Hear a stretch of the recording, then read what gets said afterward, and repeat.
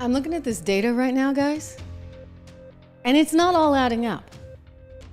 I mean, the pollsters are trying to say one thing one day and something else the next day. So which is it really? Well, we're going to cut through all of this data because the truth lies somewhere where, the polls aren't really going, shall we say. Welcome to the program, everyone. I am Trish Regan. It's the Trish Regan Show. Make sure you do me the favor. Make sure you subscribe. Make sure you share. Make sure you like. Make sure you comment. This is a live program, so I can see everything you say in real time. We usually have a nice little discussion as we get later on in the show, and we can react to some of this stuff here in real time. But let me start with the news that we got a lot of poll data in, but in my estimation, it's not taking everything into account. Now, one of the reasons I think this is because there's a lot of early ballots that are being submitted, right? Or requests that are being made for early ballots.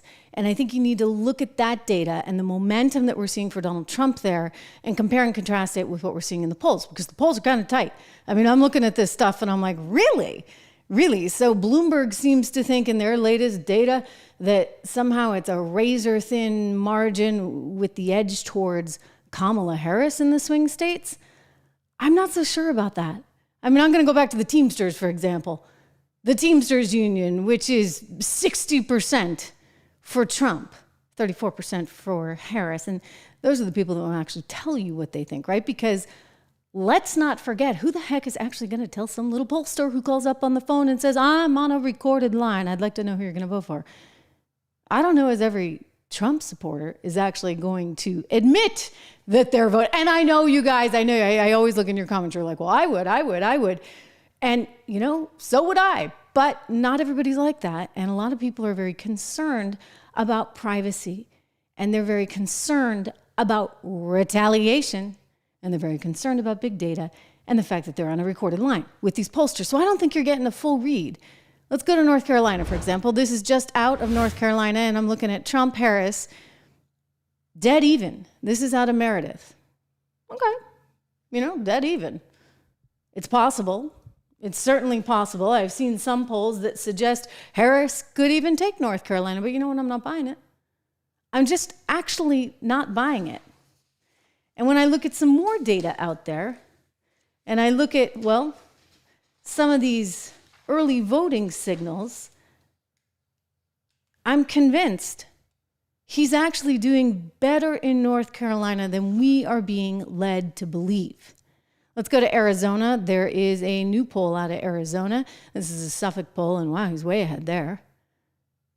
I mean, this is different than, say, the New York Times poll that you saw. He's not necessarily way ahead there in Arizona, but he is actually. Well, you know what? He's doing pretty well. He's up 2. I mean, if you can be up 2 in the New York Times poll, that probably means something. But North Carolina, 48-48. This is confusing. It's confusing to so many people because you look at all this new poll data coming in every single day and you get something different every single day. Like consider Quinnipiac that came out also this week. I mean, that's something to see. You get Trump at 48, Harris 47. You compare and contrast it to Quinnipiac, but this time of year, back in 2020, and there was a much different kind of spread with Biden up 10 over Trump. And so if Harris is only at 47 at this particular time, and that's with all the momentum in the world behind her, then can she really take Pennsylvania? Now, look, Joe was from there. He had a following there. He had a base of support there. I think there are a lot of people in Pennsylvania that don't really feel so enthusiastic about Kamala Harris, and they don't feel so enthusiastic about even going to vote, which is why momentum in a race like this one that is this close, momentum can actually be everything. Right? And that's what the pollsters are not really taking into consideration. I look to Nate Silver's model because it's interesting to me. It's a little more complex in that he's not just looking at poll data, he's also looking at economic situations, et cetera, in various states. But even here, I mean, this is like devastating for Trump. So I'm definitely not really getting that one. You mean to tell me, Nate, 58% to Harris and 41% to Trump? I don't really think so. So I'm left saying, okay, I don't think the polls are entirely right. This is what I said in 2016. and I was right. In 2020, I was a little more hesitant. Well, because, they shut down the country, and that was kind of a big deal. And I think that people were not as motivated on the economy, and so they weren't as angry about the economic situation, and they therefore were not as motivated to vote. This time, however, is extremely different. So when you take a look at all of the data, here's what I'm going to tell you guys. Kamala Harris should be very, very, very worried. And that's because of something I'm going to share with you. Pennsylvania, Virginia, North Carolina, Florida, we are all seeing in each one of these states a whole lot of momentum for early votes. That's important. That's a consideration. Think about Illinois, the state of Illinois. Do you know that in 2020, they got 3.6 million ballots mailed in by Democrats? 3.6 million. That's a lot of ballots, right? And of course, they all went for Biden. In 2022, they got 1.6 million. I give you that number as a frame of reference. Back in 2018, they got 1.4 million. So, you could probably count on 1.4 to 1.6 million Democrat ballots being mailed in the state of Illinois. 3.6 would be the outlier, right? Because it was 2020. Guess how many votes they now have being mailed in from Democrats in 2024? Not even a million. Not even a million. So 990,000 votes are being cast in the state of Illinois for Democrats. Well, that's certainly nothing like the 3.6 million, and certainly nothing like you used to get there in Illinois. So what does it tell you?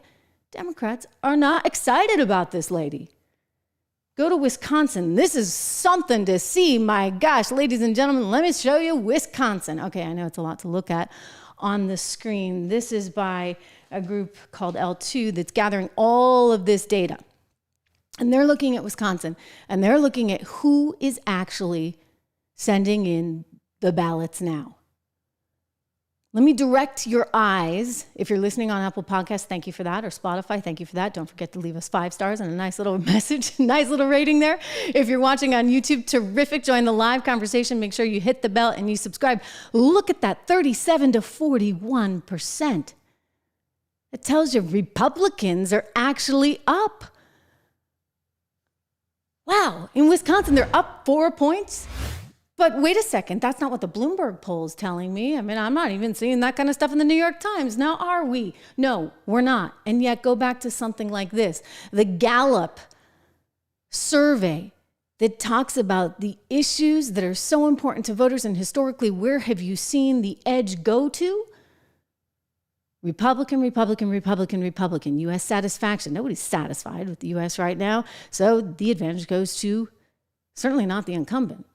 Certainly not Kamala, but the Republicans. Economic confidence, that goes to Republicans. Party better able to keep America prosperous. That's seen right now as being the Republican advantage. Presidential job approval, again, we got a big Republican advantage on that one. You get 39% approval for Mr. Joe Biden. So guess what? All of this stuff adds up to some things that I'm not actually seeing reflected in the polls right now. Let's go to Virginia for a moment. Okay, Virginia's interesting. In Virginia, they get a lot of absentee ballots coming in, but guess what? Not as many as they had last time around. In fact, they're down 1.3 points in terms of the number of Democrat ballots they have coming in versus Republicans, up 7.7. This is according to Target Early. And then in Miami-Dade County, on this day, well, actually a couple weeks in advance, they were actually up 13 points. So they were plus advantage 13 in Miami-Dade County. Miami-Dade County today, Democrats are up 3.1. This is in terms of the absentee ballots. So what is it telling you? There's no enthusiasm. There's no excitement. This woman is not really bringing them out of the woodwork, so to speak, which is something that was actually noticed in the Daily Beast, Let me go to this one for you. The Daily Beast writing, the clock is ticking and Kamala Harris is not yet where she should be in the must-win battleground states. For all the joy and energy she is to Democrats, inexplicably behind where Joe Biden and Hillary Clinton were in their respective races against Donald Trump. So in other words, this woman's not even doing as well as Hillary, nor as well as Joe. And that was a close election. Wow. Why is that? Well, I'll tell you why it is. I mean, nobody wants more the same. Nobody wants the woman who is actually in charge of the administration as vice president to be continuing on in any kind of way, shape, or form, because we got a lousy economy, we got a terrible international situation, and we got a heck of a bad situation on our border. So that's a problem. Of course, they're trying to spin it here, and the Daily Beast writes, the good news for Harris is that, you know what, she's got room to grow. Millions of voters are still reachable and persuadable, and she only needs thousands in the handful of key states. The bad news is that guess what? Time indeed is running out. Tick-tock, tick-tock. So she's got a problem because here she is trying to say, I'm going to improve the economy, I'm going to improve the economy, I'm going to bring in manufacturing jobs. She's trying to campaign in the state of Pennsylvania, where she promised to end fracking jobs, right? Those are kind of important in the state of Pennsylvania. And now she's like, no, I didn't mean it. I didn't mean it. People are like, well, what did you mean? We don't really know what she means because she's all over the place. Let me show you the Monmouth poll that came out yesterday. Again, I'm not buying this. 45 to 48. You mean to tell me she's got a 3-point advantage among the people of Pennsylvania that are really up against it economically, that feel like their guy, their hometown guy, right, was tossed aside for the likes of Kamala Harris? It's not really working. And she's not offering anybody any kind of real ideas in terms of how she's ever going to fix this economy. Heck, she got an opportunity on MSNBC. I mean, when you can't even do an interview on MSNBC, ladies and gentlemen, you got some problems, especially when you are the Democrat candidate at the top of the ticket for the presidency of the United States. MSNBC loves you, absolutely positively adores you. You ought to be able to sit down and talk to at least MSNBC. I mean, why wouldn't you be able to? She couldn't. It's almost like a nervous tick or something. She finds some little word in a sentence and she just clings to it. In this case, can you guess the word? All right, I'm going to give it to you because we can play a little game here. How many times can Kamala Harris say holistically? Holistically, here we go. And assistance to state and local governments around transit dollars. And looking holistically at the connection between that and housing. And looking holistically at the incentives we in the federal government can create for local and state governments to actually engage in planning in a holistic manner that includes prioritizing affordable housing. At least 3 times, right? So why doesn't the reporter go back at her and back at her some more? I mean, there was that one little moment when they started talking about corporate taxes and the MSNBC reporter, Stephanie Rule, is like, well, hey, wait a second. If you don't have congressional approval for this, if you don't have the votes, if it's all Republican, how the heck are you going to raise taxes on corporations? And Kamala didn't answer the question. She just said, well, we must, because everybody must pay their fair share. Wow. Okay, well, this reporter didn't go back at her. This reporter did not bother to say, hey, you know what, you didn't answer the question. And now, this is pretty striking. She actually is making excuses for not only herself being a lousy journalist. She's not a journalist anyway. It's not the background that she comes from. She's like a salesperson on a trading floor. So she doesn't actually ask her the questions. And then when people are like, well, wait a second, why didn't you ask the question? Here she is giving excuses for herself and giving excuses for the potential president of the United States of America. Give me a break. It's like disgusting, revolting. You don't need to give excuses for Kamala. You're better off sticking to the script of she screwed up. I asked the question, she refused to answer. Instead, she's going to tell you why it's okay that Kamala doesn't answer the questions. And assistance to state and local governments around transit dollars. And do I think that she answers every single question and gives people exactly what they want? She doesn't. Do you know why? Because she's a politician, and none of them do. They all speak in platitudes, but Donald Trump has given absolutely nothing except mass deportations, which would be a huge issue for our economy. And he just says, you know, I delivered you the best economy ever, and I'm going to put across, you know, blanket tax. All right. Well, interesting pivot. on your part, Steph. I mean, you're going to go back to the well, right? Oh, let's just blame Donald Trump. Forget about blaming yourself for doing a lousy job. Maybe you were nervous. Maybe she was nervous. I don't know what happened, but you had 25 minutes. You could have gotten something out of it. You didn't get squat. You got bupkis. Again, it was like the debate we saw on ABC News all over again, except it was, two people talking as opposed to a 3-on-1 scenario. But that was a wasted opportunity, if I ever saw it, shall we say. And so, again, America doesn't know. It would have been in the interest, actually, of Kamala Harris, ladies and gentlemen, to have just explained what she meant and what she would do if she couldn't get corporate taxes higher. And instead of blaming Trump and say, he's got all these tariffs and he's irresponsible about it. Well, he's actually got some ideas. What are your ideas, lady?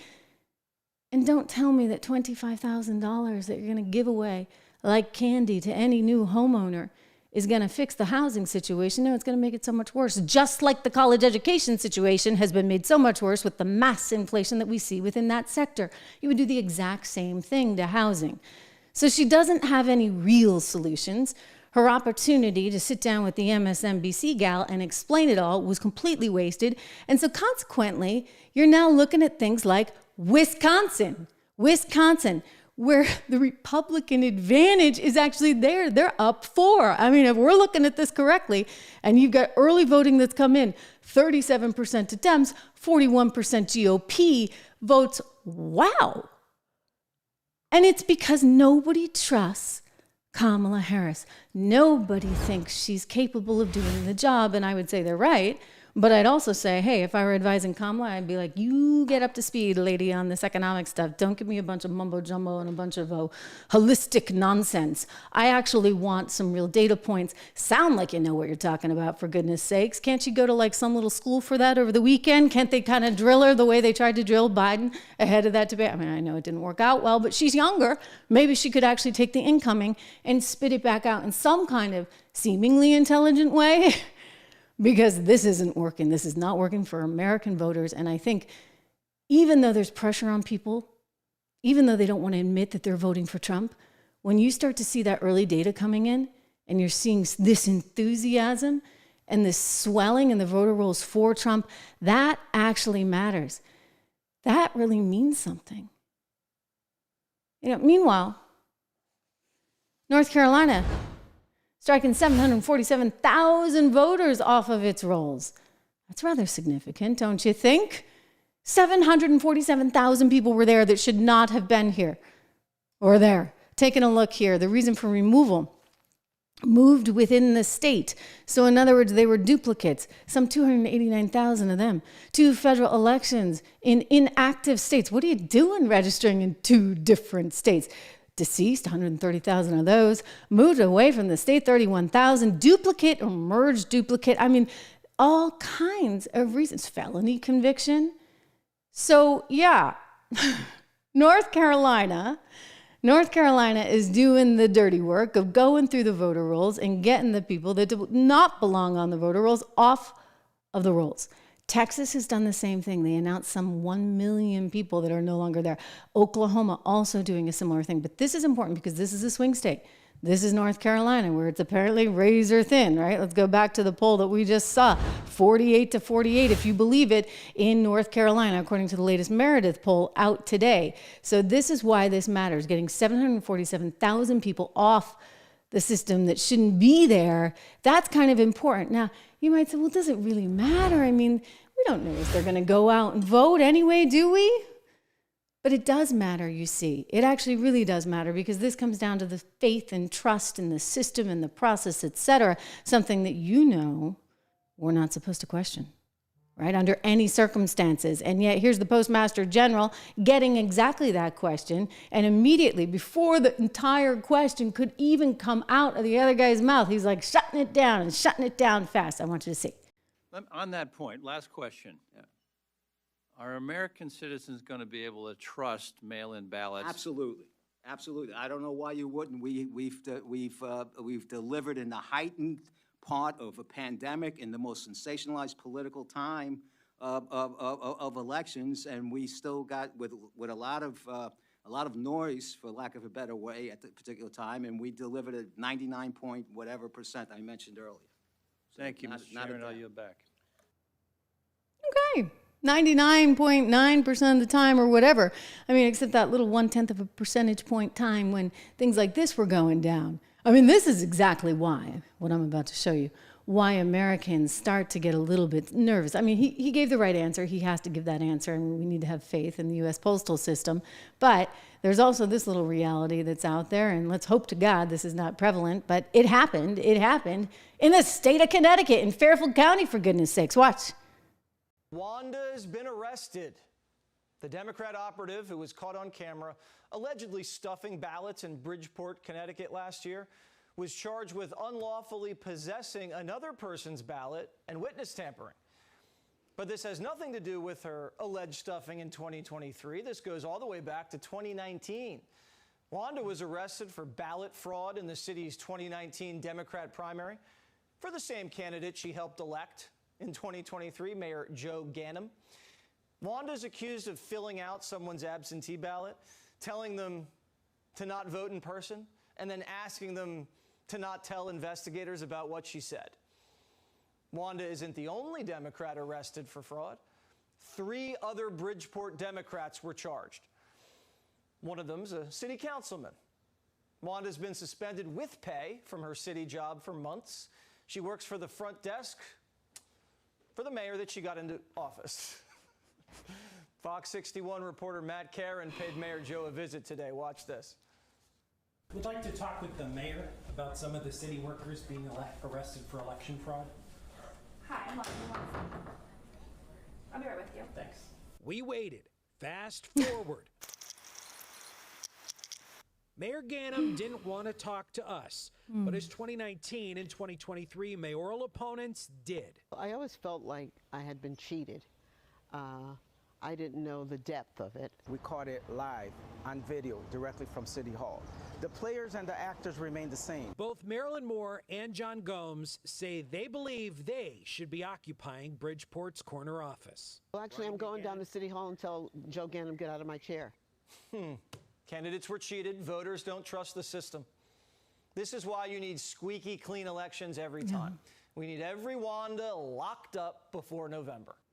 I mean, Jesse's right. I mean, this actually threatens the entire faith that one has in the system, right? So when one little case like that gets out, and by the way, they waited. I mean, think about that. It was 2019 that they were actually charging her. And I don't believe that she was actually charged until, I mean, that was rather recent. That was this year, 2024. What took them so long? I mean, really? They probably didn't like these headlines, right? Because they don't really gel with what you're supposed to say. You're supposed to say exactly what this guy said.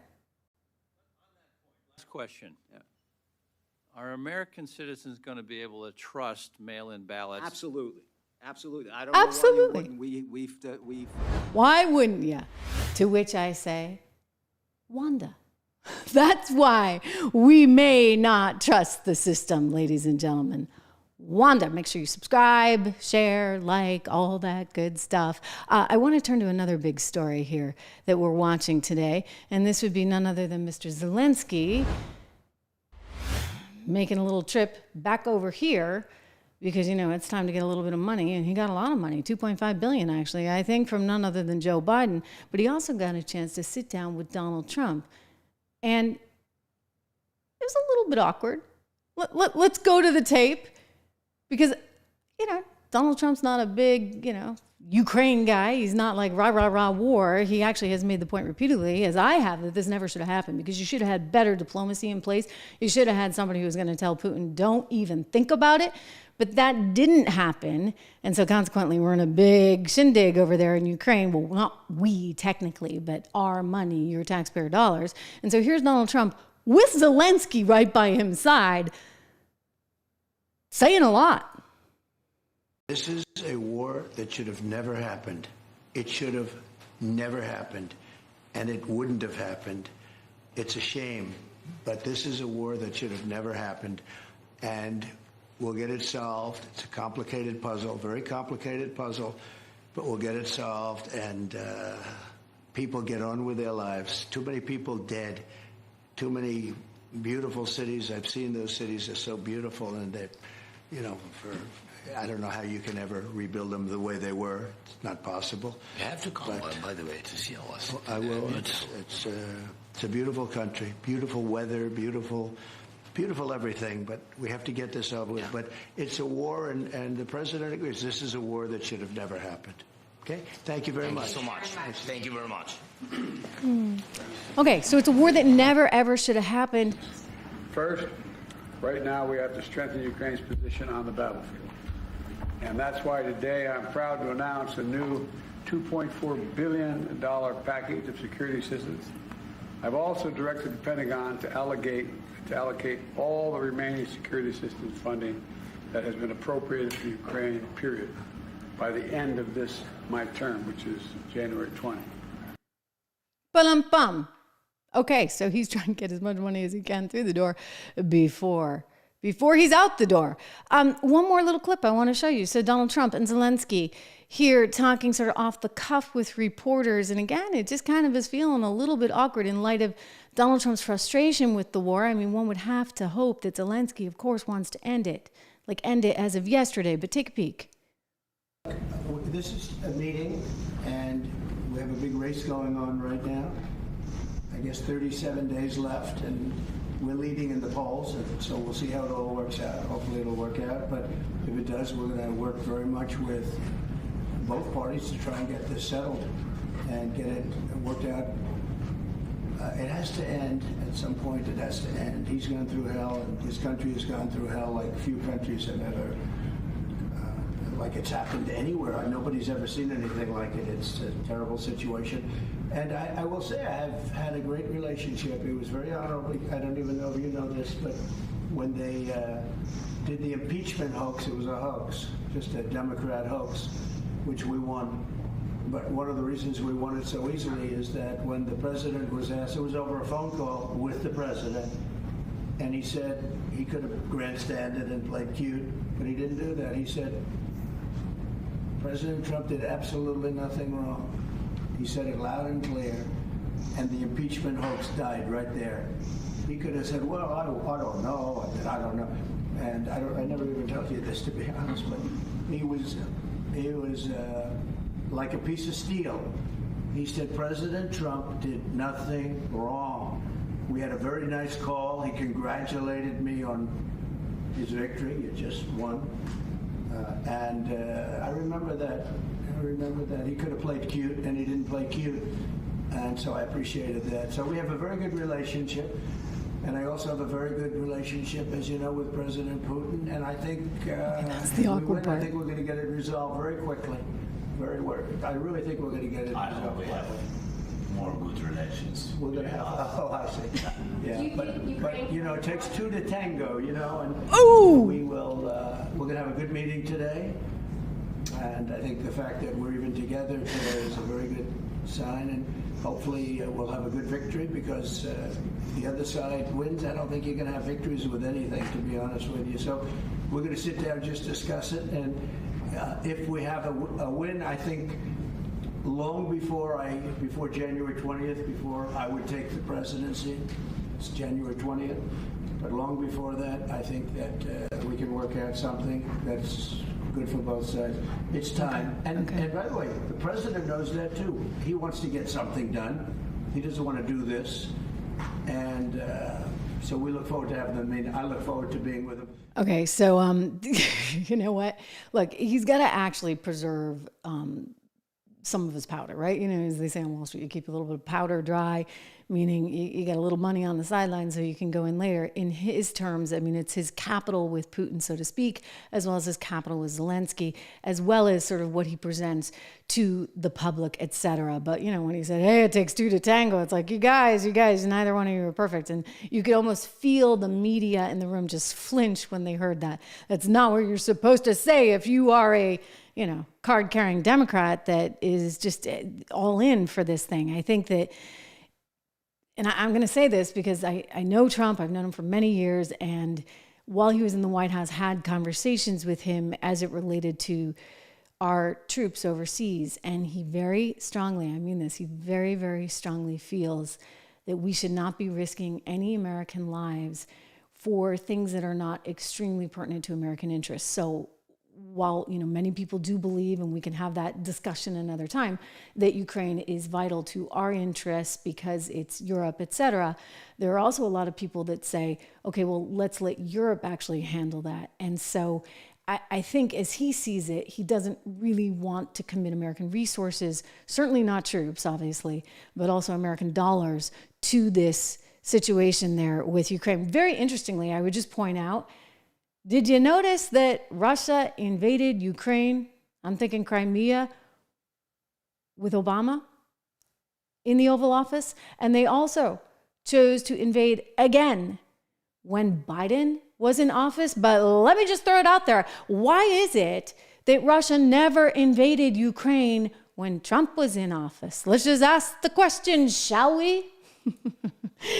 Anyway, funny story to tell you about with Nathan Wade coming up. But before we do, Rob and I have talked about this, and even, you look at the stock prices over on 76 Research, you look at the stock prices for some of those military companies that have just fared so well, which is really interesting, right? You go back and you look at their stock prices, like in Lockheed Martin from, say, 2014, when the Crimea first started happening, when we were first sending some CIA commitments over there. That's all come out in the New York Times, actually, recently. We've been over there for about 10 years.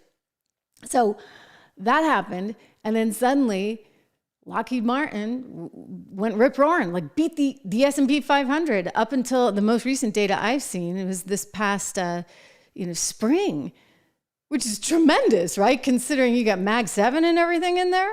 Wow. Anyway, I want to give a shout out to 76 Research because we're coming up on the weekend, and I really encourage people to roll your sleeves up, get in, think about your finances. I know so many of you tell me, listen, Trish, I can't do it. Like, I don't have any money.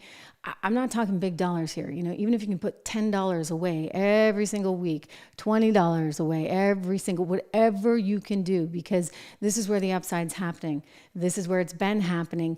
And if you're not part of it, you're taking on a certain kind of risk because you're not partaking in that wealth creation that's happening. And when I look at what's going on in tech, and I look at what's going on in the AI space right now, I am convinced that there's another leg to go. So, okay, I know the Fed cut rates because they're worried about recession, et cetera. But hey, the Fed cut rates. And what is the old adage? You don't fight the Fed. So listen, everybody has a different tolerance for risk. It's why we've created 3 different portfolios at 76research.com.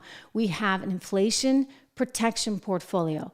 We have an income builder portfolio. I'm just trying to see if I have the graphic where I can show you because this one has just been flying. An income builder portfolio. We also have an American resilience portfolio that is all about investing in stuff like tech or the things around the sort of other plays that you can get, because let's face it, NVIDIA is kind of pricey these days. You may not be able to buy NVIDIA, but you can buy some other things. So here's the income builder portfolio. Just take a look. This is the quarter ending on the 29th, and you see stock 1, 2, 3, 4, 5 all way up. Overall total return of 15%, median stock return versus the S&P at 6%. So clearly we know what we're doing, shall we say. Look, I try never to steer you guys wrong. I have nothing vested in this other than to try and grow our subscriptions. So we need to be right? We need at 76 Research to be right, because I'm not getting money if you pick this stock, or this fund, or that fund. It's only the research itself that we're selling, and we're selling it cheap. We're selling it cheap. Why? Because I have a big feeling that more people need this. Right now, this is the kind of stuff they trade amongst themselves on Wall Street. Well, you know what? People can't afford thousands and thousands and thousands of dollars for the best research, but you might be able to afford our model portfolios, which are a tiny fraction of that, or the 76 report, which is $9.95 a month, and for an extra 20 some odd dollars a month, you can actually throw in a model portfolio. So this is what you need to do to get started. Go over to 76research.com today. Look at those portfolios. If nothing else, get the 76 report, 76report.com, and it's $1 a month. Just sign up with code word dollar, DOLLAR. I left it in the show notes for you as well, because this stuff, listen, I don't need to sit here and brag, but one of our picks actually was up really significantly this week. We also had a pick in the copper space, which has benefited tremendously, obviously, from the stimulus that China's putting through. There's a lot of good ideas in there for you. Turning now to Nathan Wade. Where on earth, ladies and gentlemen, is Nathan Wade? So apparently, a lot of people would like to know. This is, remember, Fanny's guy? Like, she was the DA down in Fulton County, Georgia. Turned out she started employing her boyfriend to the tune of some $600,000 of taxpayer money a year. So she's having a fling with him, married guy. It all comes out thanks to the ex-wife. Scorned woman who put it all out there. And so now we know. And so consequently, the case that was moving forward, like it's gotten stuck because of Nathan Wade. So the GOP-led congressional committee would like to subpoena Mr. Nathan Wade, but nobody can find him. So I don't think they're looking hard enough because, did I show you guys this recently? Mr. Nathan Wade making an appearance there on the side of the highway down in Georgia alongside none other than Ms. Fannie Willis. Take a peek.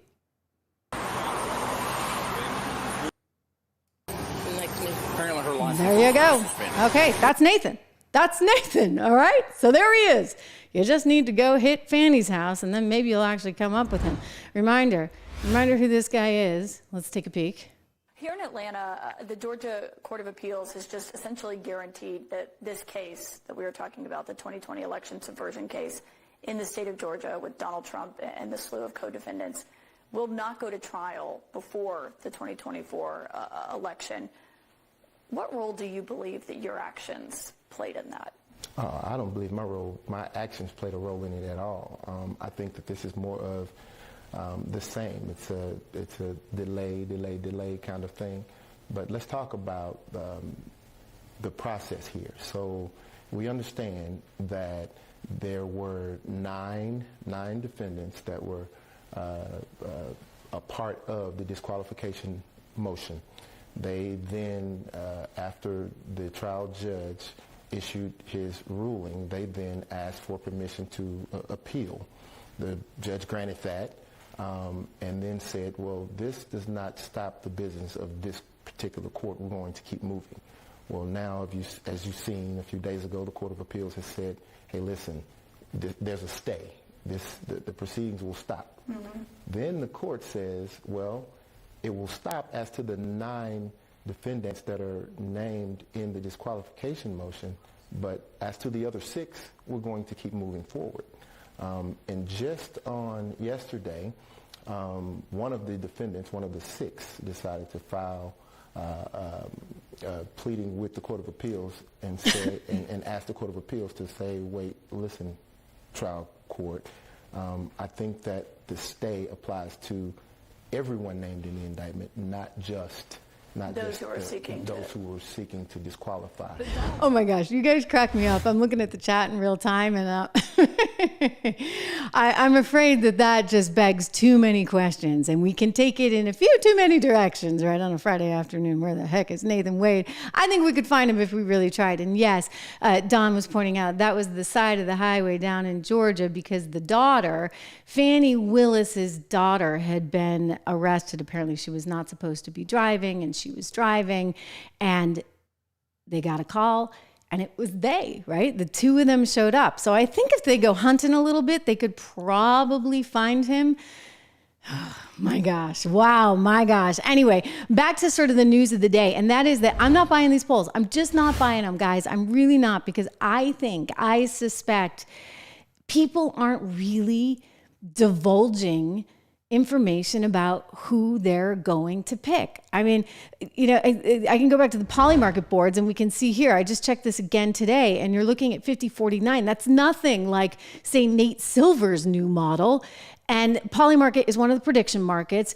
You actually cannot bet on that here or predict or make a wager here in the United States of America or in any of the markets where it's restricted. But around the globe, they are betting or making predictions, I should say, in this marketplace. I mean, it really is a fascinating marketplace, just a whole other side. They're actually one of our show sponsors now. So it's a nice sort of synergy because I like the crypto technology that they're using. This is actually Ethereum blockchain technology. So these trades are settling out. So very, very interesting for derivatives contracts. That's my geeky financial background coming out. Anyway, 50-49. So that's really kind of interesting. That's what it is today. And you've seen momentum actually in it's almost like a stock price. Donald Trump keeps going up, up, up and away. And that's despite, let me go back to what we're seeing from Nate Silver today. And I think that these are polls, right? So the polls are behind. He's weighting certain polls more than other polls. And so his prediction model is showing something different. But when people are actually putting money on the line, isn't that fascinating? They're in a very different place. So when they're putting money on the line, they have nothing in this other than to make money. They're coming out with a much tighter spread. And I suspect it's actually even more different than that. And I think these numbers are going to start to shift. We'll keep watching them. The market's open, by the way, at Polymarket. Again, you can't trade it if you're in the US. Sorry, but it's a really interesting sort of data point to look at when you're looking at the polls. Also look at this. Because this, as I said, this is real money, and it kind of tells you something, and I find that just super cool, super fascinating. Going out to some of your comments, I had to change the conversation, you see, because I saw where you guys were going with Nathan Wade. Anyway, okay, we're talking. Look, Carol makes a good point. Look at this: unemployment, food, car insurance. I mean, this is really, really, really tough. It's a bad economic situation. Sure, the market's been doing great. And that's why I say, hey, make sure you're in it, because you know what, the economy, you can have that scenario, by the way. Rob and I talked about this at 76 Research. You can go check the YouTube channel out at 76 Research just yesterday, because you can have this scenario where actually the economy's not doing so hot, but there's all these other things that are kind of taking off. And we may not like it. It may make us uncomfortable and a little bit scared even, because when you think about AI and what it's going to do and the jobs it's going to replace, okay, but that's why you need some exposure to it. So, I myself, just sort of anecdotally, sometimes I'll say to myself, okay, I'm going to spend something big. I have an expenditure, even not big, right? I'm going out to dinner and I'm going to spend this money. I always try and actually say, okay, can I spend an equal amount investing in myself, investing in markets? So let us try and help you there. Go to 76 Research. Shake David. I'm laughing at thank you for the compliment. David, I will never turn down a compliment. I very much appreciate it. Yes, I do take my vitamins. I'm getting my vitamin D. I need it. I think I also need a trip to Florida coming up. Maybe not during the hurricane. By the way, I'm so sorry to everybody with this horrible, horrible news with this hurricane. I'm really, really sorry to see that. And, we're getting reports of deaths and injuries, and it's just awful. I don't know how, I always say, one day I'd love to move to Florida, if nothing else for the really great tax situation and to be surrounded by more conservatives. Because, where I live, I'm up in the New England area in the Northeast. They're not so plentiful. I always say I'd love to, and then I think about what you guys have to go through with the hurricanes, and it's really pretty terrifying. Well, that and alligators. Drew always makes fun of me, Drew on our team, because Drew's like, you know what? You get used to them. Alligators are not that big a deal. But I'm like, yeah, you speak for yourself, if you would, really and truly. Speak for yourself. There's a little bit of video that came into us yesterday. I put it on my shorts feed, and I just want to share it with you guys, because I'm telling you, Floridians have a way of just really making the most out of things. And this is what I thought when I saw this. Actually, David, who is in Florida, one of our producers, wonderful, wonderful producer on the team, he sent this to me. Take a peek.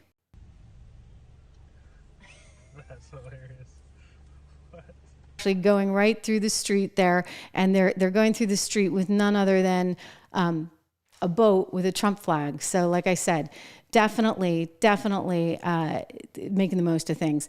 Peace of mind. You've got a great idea. He thinks I should sing on the show if I reach 500 subs. What do you think? I started to get terrible allergies last year. That's actually why I started taking the Balance of Nature, by the way, too. If you want it, you can get 35% off. I'm not going to give you a heavy pitch for it today, but the link is in the bottom of the show notes. Peace of mind. I actually got terrible allergies around this time last year because I actually wanted to make a Christmas album, and the allergies were killing me. And some of you may know I'm actually a classically trained singer. It's what I studied. I could actually read music when I was a little kid before I could even read, if you can imagine.